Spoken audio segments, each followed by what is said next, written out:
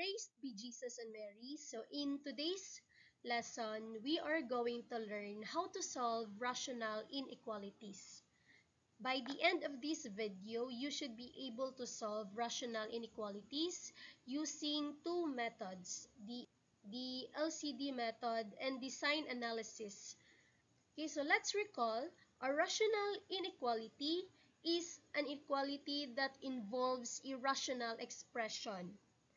And a rational expression is just simply a fraction that has a variable in its denominator.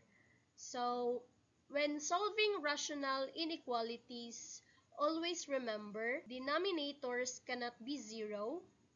Second, if you multiply or divide a negative number, flip the inequality sign. And lastly, the solution usually comes in intervals. Okay, so let's start with example number 1.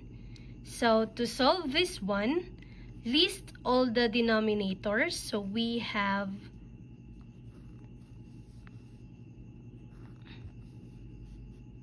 So we have 2x and 6.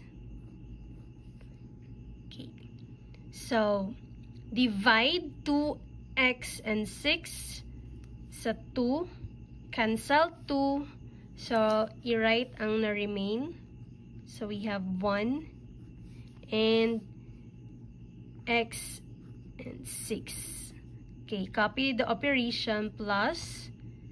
Again, nasad 2x and 6, divide x, cancel x. So, ang na-remain is 3, 2, and 6. Okay, so same process. So, we have 5, 2, and x. Okay, simplify. O, i-multiply ra na. So, 1 times x times 6, so we have 6x.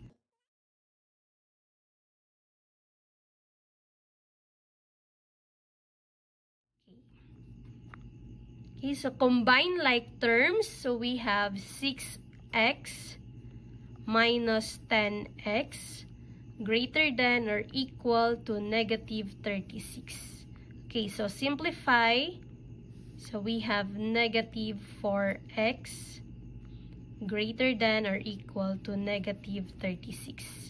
Divide both sides by negative 4. Negative 4. So we have x equals less than or equal to positive 9. Okay, final answer. X is less than or equal to positive 9. Okay, so let's have another example. For the first step, write all the denominators. So we have 5.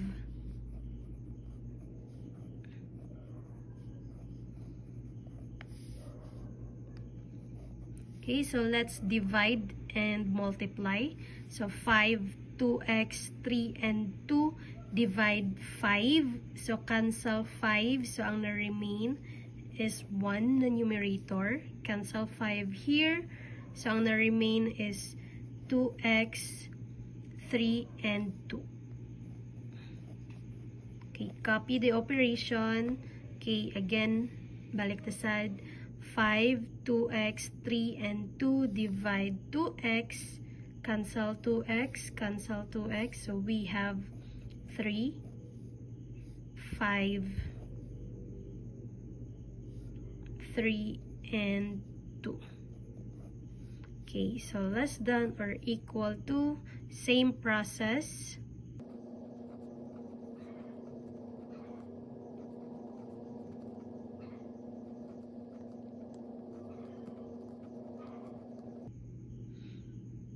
Okay, for the next step, okay, multiply lang na. So we have 1 times 2x times 3 and 2.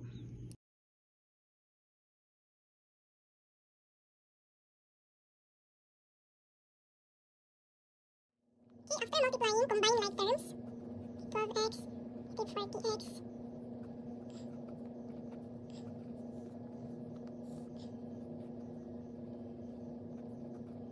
Okay, divide both sides by 2. So we have x is less than or equal to 45.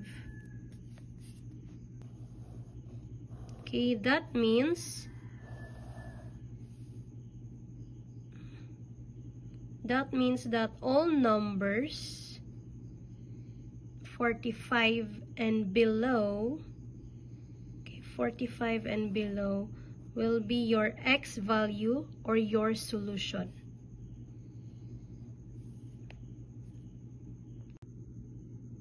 Okay, now it's your turn. Try to solve these rational inequalities on your own. You can pause the video here while you work on them.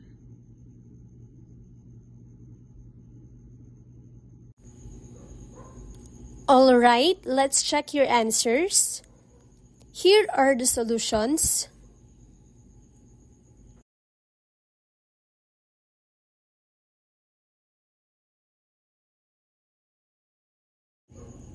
Great job, everyone! That's it for today. Thank you for watching and God bless.